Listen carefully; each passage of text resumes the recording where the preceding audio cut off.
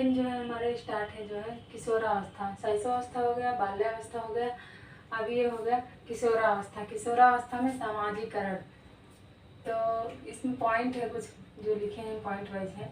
ये पहला पॉइंट हमारा सामाजिकरण की जटिल अवस्था। दूसरा है समकक्ष मित्रों एवं समूहों के साथ समायोजन। और तीसरा है सामाजिक व्यवहार में परिवर्तन, अर्थात सामाजिक सूझबूझ का विकास, आत्मविश्वास का मजबूत होना तथा विषम लिंगी के प्रति आकर्षण भाव आदि। मित्रों के चयन में नवीन मानदंड अर्थात बालक एवं बालिकाएं दोनों समान विचार, समान मूल्य तथा समान उद्देश्य इत्यादि से संबंधित मित्रों का चयन करना। सामाजिकरण में परिवार की भूमिका। बालक के पालन पोषण का सामाजिकरण पर गहरा प्रभाव पड़ता है। सहानुभूति बालक को प्रभावित करती है। इससे बालक में अपनत्व की भावना विकसित होती है। बालक के सामाजिकरण में पुरस्कार एवं दंड का महत्वपूर्ण योगदान होता है। बालक समाज के आदर्शों तथा मान्यताओं के अनुसार व्यवहार करता है। अगला पॉइंट है बालक मूल भाव, संवेग, सहजता एवं अन्य कार्य की क्षमताएं आनुवंशिक एवं परिवार से सीखता है। बालक प्रेम, सहयोग करने की भावना, बड़ों का आदर करना जैसे सामाजिक मूल्य परिवार के आदर्शों से ही प्राप्त करता है। ये सब चीज़ें परिवार से ही जो है बच्चे को सिखाई जाती हैं, इसलिए यहाँ पर कहा गया है परिवार से ही प्राप्त करता है। प्रेम, सहयोग करने की भावना, बड़ों का आदर करना जैसे सामाजिक मूल्य परिवार के आदर्शों से ही प्राप्त करते हैं। और आगे है बालक पड़ोस से भी समाज एवं परिवार की भांति बाह्य तथा आंतरिक गुणों, सांस्कृतिक गुणों को सीखता है। उसके बाद अगली हेडिंग हमारी सामाजिकरण में मित्र समूहों की भूमिका। सामाजिकरण की प्रक्रिया में मित्र समूह की भूमिका महत्वपूर्ण होती है। बालकों में मित्र बनाने की प्रवृत्ति का विकास बाल्यावस्था से ही प्रारंभ हो जाता है। धीरे धीरे बालकों का संपर्क हम उम्र के साथियों से प्रायः खेल के मैदान, अपने घर के आसपास, स्कूल इत्यादि स्थानों पर होता है। हम उम्र साथियों के साथ प्रायः बालकों में जातिगत भेदभाव, धर्म से संबंधित भेदभाव, अछूत की भावना इत्यादि के लिए कोई स्थान नहीं होता है। वे एक स्थान से खेलते हैं, दूसरे स्थान इत्यादि के लिए कोई स्थान नहीं होता है। वे एक साथ खेलते हैं। दूसरे बालकों के सामाजिकरण में विकास होता है। इससे बालकों के सामाजिकरण में जो है विकास होता है। यहाँ पर उसके बाद लिखे हैं हम बालकों के मित्र समूह में भिन्न भिन्न प्रकार के बच्चे होते हैं। उन बालकों के स्वभाव, आचार विचार, रहन सहन का स्तर, धर्म, संस्कृति, सामाजिक आर्थिक पृष्ठभूमि इत्यादि में अंतर पाया जाता है, जो उन्हें वैश्विक सामाजिकरण की ओर ले जाता है। इस विविधतापूर्ण परिवेश के माध्यम से उनमें सहयोग की भावना, एक दूसरे के भावों को समझने की भावना, एक दूसरे की प्रशंसा करने की भावना, समानता की भावना इत्यादि जैसे सामाजिक गुणों का विकास होता है। अगली हेडिंग हमारी सामाजिकरण में खेल की भूमिका। बालक के शारीरिक एवं सामाजिक विकास में खेल की भूमिका महत्वपूर्ण होती है। खेल को बालक की रचनात्मक, जन्मजात, स्वतंत्र, आत्म प्रेरित, स्फूर्तिदायक, स्वावलक्षणिक तथा आनंददायक प्रवृत्ति कहा जाता है। खेल क्रियाओं द्वारा बालक को स्वयं को प्रस्तुत करने का अवसर मिलता है, जिससे उसके सामाजिकरण में सहायता मिलती है। अधिकांश खेलों में मुख्यतः अन्य साथियों की आवश्यकता होती है, इसीलिए उनका स्वभाव मुख्यतः सामाजिक होता है। इसलिए खेल क्रियाओं द्वारा बच्चे सामाजिक दृष्टिकोण का विकास होता है। अन्य बच्चों के साथ खेलने से बच्चे अपरिचित लोगों से सामाजिक संबंध स्थापित करना तथा उन संबंधों से संबंधित समस्याओं का समाधान करना सीखते हैं। अगला पॉइंट है, सामूहिक खेलों से आदान प्रदान की भावना का विकास होता है। खेलों के जरिए विकास होता है, उनमें एकता व सहयोग की भावना पनपती है। और उसके आगे पॉइंट है, खेलों के जरिए बच्चों में समूह के नेतृत्व के गुणों का भी विकास होता है। लगभग खेलों में कुछ विशिष्ट नियमों एवं अनुशासन का पालन करना होता है। यह बालकों को अनुशासित करने में सहायता प्रदान करता है। और अगला पॉइंट है, खेल में हार जीत का अनुभव बच्चे में सहन शक्ति का विकास करता है। जो बच्चे खेलते हैं, कभी हारते हैं तो कभी जीतते हैं, इस प्रक्रिया से उन्हें उनके अंदर सहनशीलता का विकास उत्पन्न होता है या विकसित होता है, जो सामाजिकरण में अत्यंत आवश्यक होता है। यह आवश्यक है। विकास में जनसंचार के साधनों की भूमिका, इसमें है पॉइंट वाइज ऐसे लिखे हैं हम। पहला पॉइंट है, जनसंचार के साधन बच्चों के व्यक्तित्व विकास को प्रभावित करते हैं। दूसरा है हमारा, पत्र पत्रिकाएं, समाचार पत्र, टीवी, रेडियो आदि जन संप्रेषण के शक्तिशाली साधन हैं। ऐसे साधनों से बच्चों को नवीनतम घटनाओं की जानकारी होती है। प्रसारण के साधनों से बच्चों में भावात्मक तथा कौशलात्मक योग्यताओं का विकास होता है। अगली हेडिंग हमारी, बाल विकास को प्रभावित करने वाले अन्य बाह्य कारक। तो इसमें पढ़ेंगे हम, गर्भावस्था के दौरान माता के स्वास्थ्य एवं परिवेश का बच्चों के मानसिक एवं शारीरिक स्वास्थ्य पर प्रभाव पड़ता है। और दूसरा हमारा, जीवन की घटनाओं का बालक के जीवन पर प्रभाव पड़ता है। बालक की सामाजिक आर्थिक स्थिति का प्रभाव भी उसके विकास पर पड़ता है। प्रदूषण, भौतिक सुविधाओं की कमी आदि का बच्चों के विकास पर प्रतिकूल प्रभाव पड़ता है। अगली हेडिंग हमारा, बाल विकास के प्रमुख सिद्धांत। पहला सिद्धांत है हमारा निरंतरता का सिद्धांत। दूसरा है हमारा व्यक्तित्व विभिन्नता का सिद्धांत। तीसरा है हमारा विकास क्रम के एक रूपता का सिद्धांत। चौथा हमारा विकास का सामान्य से विशेष या विशिष्ट की ओर। और ये है गमन का सिद्धांत, विकास का सामान्य से विशेष की ओर या गमन का सिद्धांत। ये दोनों एक ही लाइन है। और उसके बाद एकीकरण का सिद्धांत, उसके बाद है विकास की दिशा का सिद्धांत, उसके बाद वंशानुक्रम तथा वातावरण के संयुक्त परिणाम का सिद्धांत, उसके बाद है परस्पर संबंध का सिद्धांत। उसके आगे देखेंगे हम ये वाली हेडिंग जो है, बाल विकास में बाल मनोविज्ञान विज्ञान की उपयोगिता एवं महत्व। बाल मनोविज्ञान के द्वारा बालकों के स्वभाव एवं विकास को समझने के बाद उनको शिक्षित करने की प्रक्रिया सरल हो जाती है। बाल मनोविज्ञान बालकों के व्यक्तित्व विकास को समझने में सहायक होता है। बच्चों को समय समय पर निर्देशन की आवश्यकता होती है।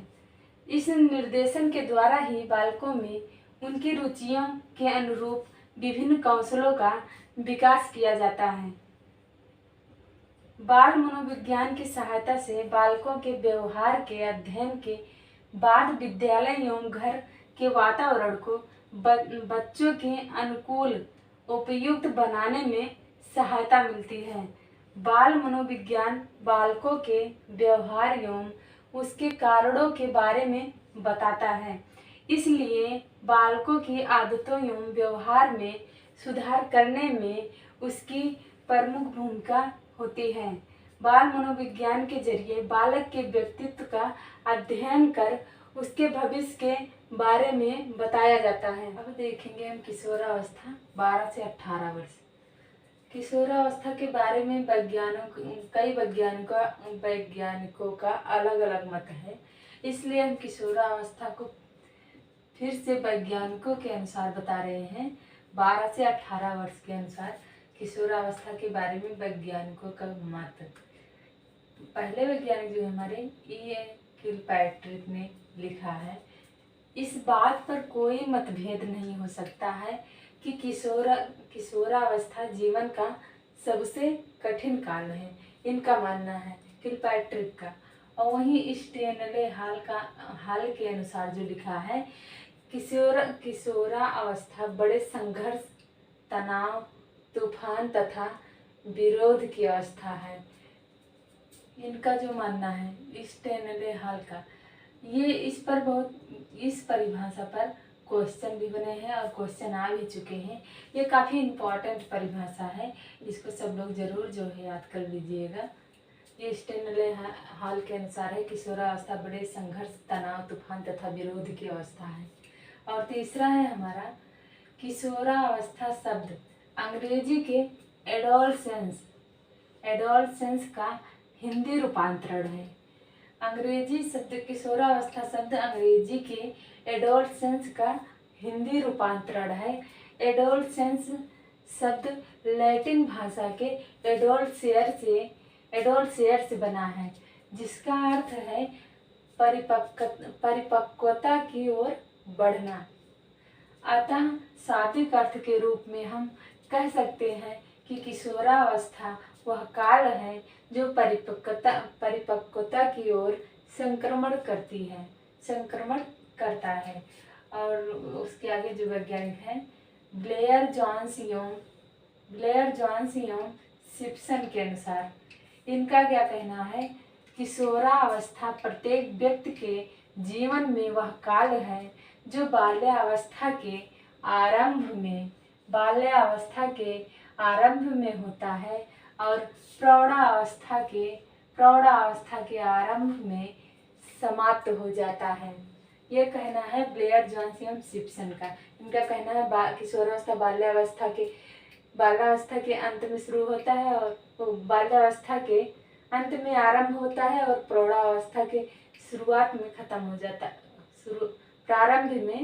आरंभ में समाप्त हो जाता है। हैडो कमेटी रिपोर्ट इंग्लैंड के अनुसार इनका क्या मानना है, 11 या 12 वर्ष की आयु में बालकों की नसों में ज्वार उठना प्रारंभ हो जाता है। इसे किशोरावस्था के नाम से जाना जाता है। यदि इस ज्वार के चढ़ाव के समय ही उपयोग कर लिया जाए, यूं इसकी शक्ति और धारा के साथ साथ नई यात्रा आरंभ कर दी जाए तो सफलता प्राप्त की जा सकती है। कि किशोरावस्था का काल संसार के सभी देशों में एक सा नहीं माना जाता है। सभी देशों में किशोरावस्था का काल अलग अलग तरीके से मानते हैं। तो श्री हैरी मैन के अनुसार जो लिखा है, इनका क्या मानना है देखते हैं। श्री हैरी मैन ने लिखा है, यूरोपियन देशों में किशोरावस्था का समय यूरोपियन देशों में किशोरावस्था का समय जो है लड़कियों में लगभग 13 वर्ष से 21 वर्ष तक माना जाता है। यूरोपीय देशों में, ये हैरीमैन जी कहते हैं, यूरोपीय देशों में लड़कियों में लगभग 13 वर्ष से लेकर 21 वर्ष तक माना जाता है और लड़कों में 15 वर्ष से लेकर 21 वर्ष तक माना जाता है। अगली हेडिंग जो है हमारी, भारत देश में किशोरावस्था की सीमा। देखते हैं भारत देश में किशोरावस्था की क्या सीमा है। भारत देश में लड़कियों की 11 से 17 वर्ष और लड़कों की 13 से 19 वर्ष तक किशोरावस्था मानी जाती है। ये अवस्था भारत देश में मानी जाती है। वहीं अगली हेडिंग हमारी, किशोरावस्था की मुख्य विशेषताएं। किशोरावस्था की मुख्य विशेषताएं जो हैं ये है, ये वैज्ञानिक इनके किशोरावस्था की मुख्य विशेषताओं के बारे में कुछ वैज्ञानिकों का कहना है। कार्ल सनिक के अनुसार देखिए ये क्या कहते हैं, किशोरों एवं किशोरियों को अपने शरीर एवं स्वास्थ्य की विशेष चिंता रहती है। किशोरों के लिए बलशाली स्वास्थ्य। देखिए इनका कहना क्या है, किशोर और किशोरियों को किशोर एवं किशोरियों को अपने शरीर और स्वास्थ्य के लिए बेहद चिंता रहती है। वहीं किशोर चाहता है कि हमारा शरीर जो है बलशाली और स्वस्थ रहे और उत्साही बना रहे।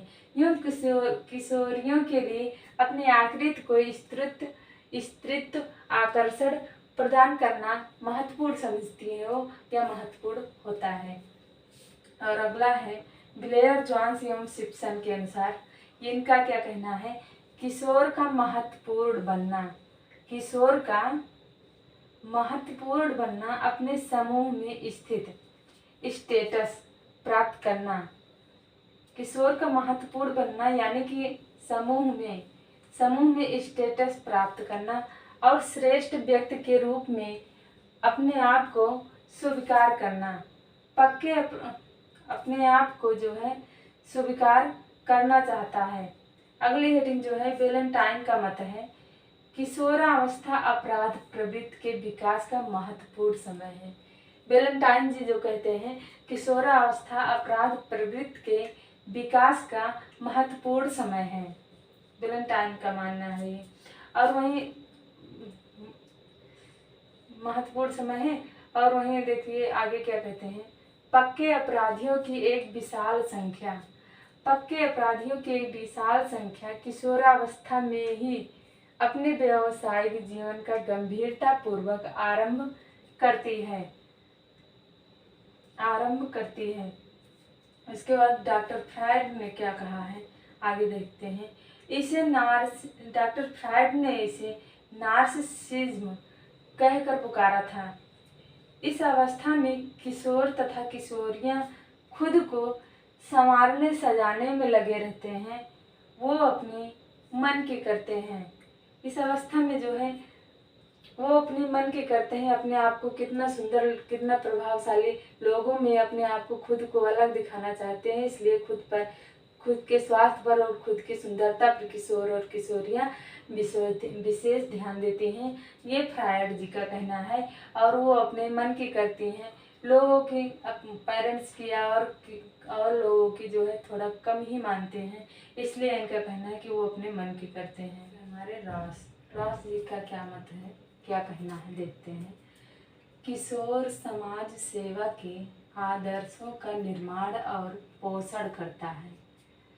उसका निष्कपट हृदय मानव जाति के प्रेम से ओट-पोट रहता है और आदर्श समाज के निर्माण में सहायता देने के लिए ललायत रहता है। आदर्श समाज यानी कि समाज के किसी भी कामकाज में वो अपने आप को बहुत ही आगे रखता है कि मैं ये सब बहुत ही अपने आप को आगे रखता है, किसी भी सामाजिक काम में अपने आगे बढ़ चढ़ कर हिस्सा लेता है करने के लिए, साथ में सबके उसी को जो है ललायत रहता है। कहते हैं कुछ मनोवैज्ञानिकों का मानना है, कल्पना का बाहुल्य मानते हैं। इस अवस्था को मनोवैज्ञानिकों ने दीवा स्वप्न नाम दिया। कल्पना का बाहुल्य मतलब इस अवस्था में कल्पना शक्ति बहुत ही तीव्र होती है। कल्पनाओं में वो खोए रहते हैं, कल्पनाओं में क्या क्या सब कुछ क्या क्या सोच लेते हैं, क्या क्या सपना देख लेते हैं, क्या क्या ख्वाब देख लेते हैं। सपनों में खासकर वो खोए रहते हैं, इसलिए कहा गया है कल्पना शक्ति का जो है बहुत ज़्यादा कल्पनाओं में जो है व्यतीत करते हैं, ज़्यादा समय अपना जो है कल्पना का बाहुल बहुत अधिक होता है इस अवस्था में। इस अवस्था को मनोवैज्ञानिकों ने दीवा स्वप्न नाम दिया है। जब कोई वर्तमान से अनभिज्ञ होकर कल्पनात्मक महलों की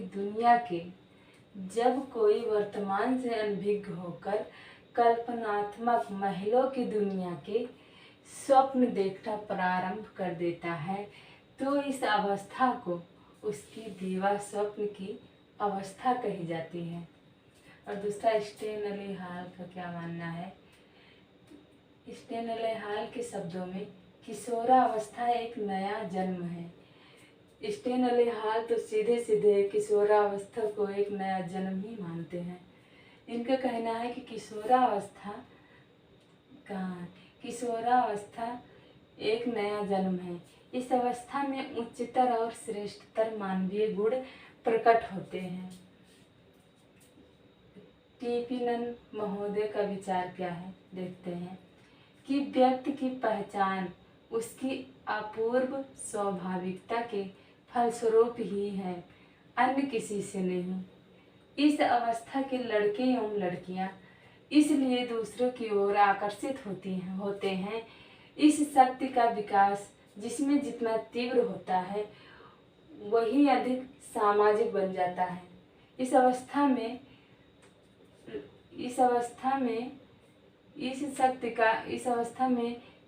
उस शक्ति का विकास जिसमें बालक में या बालिका में जितना तीव्र गति से उस शक्ति का विकास होगा वह उतना ही अधिक सामाजिक बन जाता है। यह मानना है टीपीनन महोदय का। वही देखते हैं अगली हेडिंग, किशोरावस्था के विकास के सिद्धांत। स्टेनले हाल जी इसमें क्या कहते हैं सिद्धांत के बारे में किशोरावस्था के। ये आकस्मिक विकास के सिद्धांत के प्रतिपादक हैं। इनका कहना है किशोरावस्था के परिवर्तन का संबंध ना तो शैशवावस्था से होता है और ना बाल्यावस्था से। इस प्रकार किशोरावस्था एक नया जन्म कहा जाता है। इस अवस्था में बालक में जो परिवर्तन आते हैं वह परिवर्तन आकस्मिक होते हैं। ये स्टेनली हाल जी का मानना है। और स्टेनली हाल जी का जन्म और मृत्यु देख लेते हैं। तो जन्म इनका जो है 1846 में हुआ था और मृत्यु इनकी 1924 में हो गई थी। मृत्यु इनकी 1924 में हो गई थी। किंग साहब का देखते हैं क्या कहना है। किंग का कथन है, जिस प्रकार एक ऋतु का आगमन, क्या बात है, किंग साहब तो ऋतु से ही जोड़ दिए हैं किशोरावस्था के आगमन को। जिस प्रकार ऋतु का आगमन दूसरी ऋतु के पश्चात से होता है, परंतु पहली ऋतु में दूसरी ऋतु के आने के लक्षण प्रतीत होने लगते हैं, उसी प्रकार बालक की अवस्थाएं भी एक दूसरे से संबंधित होती हैं। इन्होंने किंग साहब तो ऋतु के अनुसार दर्शाया है। किशोरावस्था में चहुमुखी विकास होता है। वो चहुमुखी विकास कौन कौन सा होता है ये देखो, ये लिखे हैं हम चारों। पहला जो है शारीरिक विकास, दूसरा मानसिक विकास, तीसरा सामाजिक विकास और चौथा है संवेगात्मक विकास। ये चारों विकास जो है चहुमुखी विकास कहलाते हैं। ये किशोरावस्था में होते हैं। और यहाँ पे देखो कुछ जो है हम वो परिभाषाएं ले लिए हैं कि किनका किनका है। ये है त्वरित विकास का सिद्धांत जो है स्टेनले हाल का है। और दूसरा है जो है क्रमिक विकास का सिद्धांत थार्नडाइक व हॉलिंगवर्थ का है। हमने ये जानकारी अलग से लिखने की जो है आप लोग को बता दिया जाए जो है ये दोनों परिभाषाएं किनकी हैं। काफ़ी इम्पॉर्टेंट है, इसलिए हमने इसको भी नोट करके आप लोगों को बताने की कोशिश की है। और दूसरी हेडिंग हमारी विकास एवं विशेषताएं। विकास एवं विशेषताओं में क्या है, समायोजन का अभाव होता है। इसमें विद्रोह की स्थिति होती है। किशोर अपनी बात को ऊपर रखना चाहता है, जैसे घर परिवार में हो या सामाजिक तौर पे हो, किसी से भी अगर वो बात कर रहा है किसी भी टॉपिक पर, तो कहीं भी वो किसी भी बात में जो है झुकना नहीं चाहता। वो हर पॉइंट पर हर बात पर अपने आप को ही ऊपर रखना चाहता है, अपनी बात को ऊपर रखना चाहता है किसी भी मैटर में, किसी भी बात में। इसलिए इसमें कहा गया है इसमें विद्रोह की स्थिति ज़्यादा होती है। और व्यक्तिगत एवं घनिष्ठ मित्रता। किशोरावस्था में व्यक्तिगत और घनिष्ठ मित्रता बहुत ही ज़्यादा होते हैं। मित्र के लिए एकदम जान देने के लिए तैयार हो जाते हैं। मित्र को एकदम बहुत ही अच्छा संबंध होता है उनका इस अवस्था में। और तीसरा है हमारा इच्छाओं का बाहुल्य। इसमें ढेर सारी इच्छाएं पाई जाती हैं कि हम उनकी इच्छाओं का जो है कोई मतलब उनकी इच्छाएं जो है बहुत ही ज़्यादा होती हैं। इस अवस्था में उनकी इच्छाओं का बाहुल्य ही बहुत ज़्यादा होता है, यानी कि बहुत सारी इच्छाएं पाई जाती हैं उनमें। कुछ अथाह सागर की तरह। और चौथा दीवा स्वप्न। दीवा स्वप्न किसे कहते हैं? सपनों में खोए रहकर इच्छा को सपनों में पूरा करके संतुष्टि प्रदान करना ही दीवा स्वप्न कहलाता है। सपनों में खोए रहकर सपनों में अपनी इच्छा को पूरा करके संतुष्टि प्रदान करना दीवा स्वप्न कहलाता है। और हमारा ये है पांचवा वाला, वीर पूजा नायक पूजा की प्रवृत्ति। किसी को अपना आदर्श मान लेना, जैसे वीर पूजा, जो यहाँ पे किशोरावस्था के बालक होते हैं या बालिकाएं होती हैं, किसी को भी वीर पूजा, यानी कि चाहे वो देवी हो या देवता हो या भी कोई महान पुरुष हो, तो उनको अपनी लाइफ में आदर्श मान लेना कि मैं इनकी तरह काम करके इनकी तरह बनना चाहता हूँ। उनको आदर्श मानना ही जो है वीर पूजा कहलाता है या नायक पूजा की प्रवृत्ति होती है उनके मन में। और छठवा है आत्मसम्मान। उनको जो है इस अवस्था में, किशोरावस्था के बालक या बालिका कोई भी हो, कहीं भी अपने आत्मसम्मान को जो है, अगर उनके किसी भी बात से उनको बुरा लगता है तो वो अपने आत्मसम्मान का जो है बेहद ख्याल रखते हैं। तुरंत जो है अगले को भी जवाब दे देते हैं कि कहीं हमारी इंसल्ट तो नहीं कर दी है। तो इसमें आत्मसम्मान का बेहद ख्याल रखते हैं ये लोग। तो आगे जो हम देखने वाले हैं वो हमारी अगली हेडिंग किशोरावस्था की विशेषताएं। किशोरावस्था की विशेषताएं यहाँ से देखते हैं हम लोग। यहाँ से स्टार्ट किए यहाँ तक है। तो यहाँ से पहले देखते हैं, चहुमुखी विकास हो गया, बुद्धि का अधिगम विकास हो गया, अधिकतम विकास हो गया। तीसरा है पीढ़ियों में अंतर के कारण विचारों में मतभेद।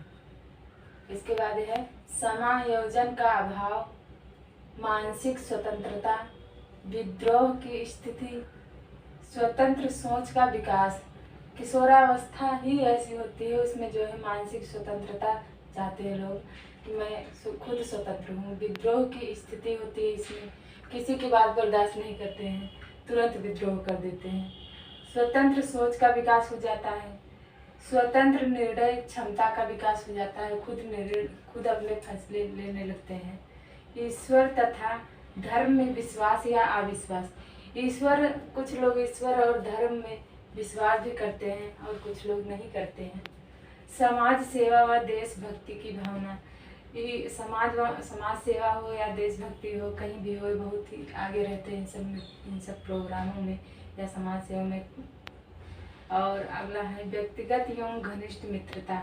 मित्रता बहुत ही घनिष्ठ होती है इस अवस्था में। इच्छाओं का बाहुल्य मतलब बहुत ढेर सारी इच्छाएं होती है, बहुत ही ज़्यादा इच्छाएं पाई जाती हैं। और देवा स्वप्न की प्रवृत्ति, अपराध प्रवृत्ति का विकास, आत्मसम्मान का महत्व, वीर पूजा की प्रवृत्ति, विचारों तथा संवेगों में परिपक्वता। संवेगात्मक परिवर्तन तीव्र गति से होता है। अपनों से बिछड़ने का गम। किसी अपनों से बिछड़ जाते हैं तो उनको जो है बहुत दुख भी होता है। समवयस्क, समूह भावना, नेतृत्व का विकास, स्व पहचान, आत्म चेतना की भावना, आत्मनिर्भरता बनने की इच्छा, आत्म संप्रत्यय की भावना, व्यवसाय चुनाव की चिंता। यहाँ देखते हैं अमूर्त चिंतन की योग्यता, काम प्रवृत्ति। काम प्रवृत्ति को हमने 3 पार्ट में बांटा है।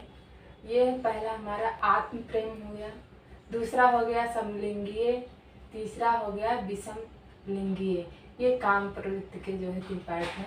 उसके बाद है अध्ययन के प्रति गंभीर, सौंदर्य का उपासक, विपरीत लिंग के प्रति आकर्षण, स्थिति एवं महत्व की अभिलाषा, माता पिता से अधिक हम उम्र को महत्व देना। यानी कि माता पिता से अधिक अपने दोस्तों को और लोगों को, अपने साथियों को या अपने बराबर के लेवल को, जो लोग बराबर होते हैं उन लोगों को ज़्यादा अत्यधिक महत्व देने लगते हैं। माता पिता को इतना नहीं, लेकिन अपने दोस्तों फ्रेंड को और सभी को ज़्यादा महत्व देने के लिए कहा गया है यहाँ पे कि माता पिता से अधिक हम उम्र को महत्व देना। मित्र संस्कृत अपनाना। किशोरों की वाणी में कर्क सता व भारीपन आ जाता है। किशोर जब किशोरावस्था में जब किशोर अवस्था में बालक चले जाते हैं तो बालकों में जो है भारी आवाज़ में जो है भारीपन आ जाता है। वहीं लड़कियों में किशोर में भारीपन आ जाता है। वहीं किशोरियों की वाणी में वहीं लड़कियों की आवाज़ में जो है मधुरता एवं कोमलता आती है और लड़कों की आवाज़ में किशोरावस्था में कर्क सता या भारीपन आ जाता है। और ये इसके आगे है समस्यात्मक बालक। किशोरावस्था में ही अधिकतर बालक समस्यात्मक बालक जो है देखने को मिलते हैं। उसके बाद आत्मनिर्भरता बनाम निर्भरता, ये है आदर्शवाद बनाम यथार्थवाद, यानी कि ख्वाब देखना। आदर्शवाद को अवास्तविकता की अवस्था भी कहते हैं। और है वसंत ऋतु, स्वर्णकाल, जीवन का सबसे कठिन हेडिंग। अगली हेडिंग हमारी जो है वो है किशोरावस्था की विशेषताएं। किशोरावस्था के पहले उपनाम देख लेते हैं कि किशोरावस्था को और किस किस नाम से जानते हैं, उसके उपनाम से, और किशोरावस्था को और किस उपनाम से जाना जाता है उसको देख लेते हैं। तो पहला है हमारा जीवन का सबसे कठिन काल, दूसरा है हमारा आंधी तूफान की अवस्था, तीसरा है हमारा झंझावट की अवस्था, चौथा है हमारा तनाव संघर्ष की अवस्था, पांचवा है समस्याओं की अवस्था, छठवां है उलझन की अवस्था, सातवां है द्रुत एवं तीव्र विकास की अवस्था या तारों में विकास की लहर, आठवां है हमारा परिवर्तन की अवस्था, नौवां है अवास्तविकताओं की आयु, दसवां है तार्किक चिंतन की अवस्था, 11वां है स्वर्णकाल, 12वां बसंत ऋतु, 13 स्पष्ट व्यक्तित्व स्थिति की अवस्था, 14 है विशिष्टता की खोज का समय, 15वां एरिक्सन साहब ने क्या कहा है, अहम विशिष्टता की समस्या। और ये तीनों जो हमने लिखा है, ये तीनों आप लोगों की जानकारी के लिए लिखा है अलग से हमने। ये है पहला अतार्किक चिंतन किस अवस्था में होता है, वो होता है शैशवावस्था में, और जो मूर्त चिंतन होता है वो बाल्यावस्था में होता है, और जो अमूर्त चिंतन होता है वो किशोरावस्था में होता है। ये तीनों चीज़ें हमने आपको अलग से लिख दी जानकारी के लिए यहाँ पर। अब यहाँ देखते हैं किशोरावस्था से संबंधित कथन, कौन कौन से वैज्ञानिक किशोरावस्था में जो है अपनी राय दिए हैं या कहे हैं, इस चीज़ को हम देखते हैं। परिभाषा के अनुसार उन्होंने कैसी परिभाषा दी है किशोरावस्था के बारे में देखते हैं। हमारा किशोरावस्था प्रबल दबाव व तनाव, तूफान एवं संघर्ष का काल है। ये किसने कहा है, स्टेनली हॉल ने कहा है। और दूसरा है किशोरों में जो शारीरिक, मानसिक व संवेगात्मक परिवर्तन होते हैं वह अकस्मात होते हैं। इन दोनों परिभाषाओं को जो है स्टेनली हॉल ने कहा है। और उसके बाद है हमारा व्यक्तिगत एवं घनिष्ठ मित्रता, किशोरावस्था की विशेषता होती है। ये किसने कहा है, वेलेंटाइन साहब ने कहा है। और ये किशोरावस्था अपराध प्रवृत्ति के विकास का नाजुक समय है, ये भी वेलेंटाइन साहब ने कहा है। तो इन दोनों परिभाषाओं को जो है वेलेंटाइन साहब ने लिखा है। और उसके आगे जो है किशोर समाज सेवा के आदर्शों का निर्माण व पोषण करते हैं, इसको किसने कहा है, रॉस साहब ने कहा है। उसके आगे देखें शिशु के समान किशोरों को वातावरण से समायोजन करने का पुनः आरंभ करना होता है, ये भी जो है रॉस ने कहा है। रॉस साहब की दो ये परिभाषाएं हैं। और उसके आगे देखते हैं किशोरावस्था शैशवावस्था की पुनरावृत्ति है।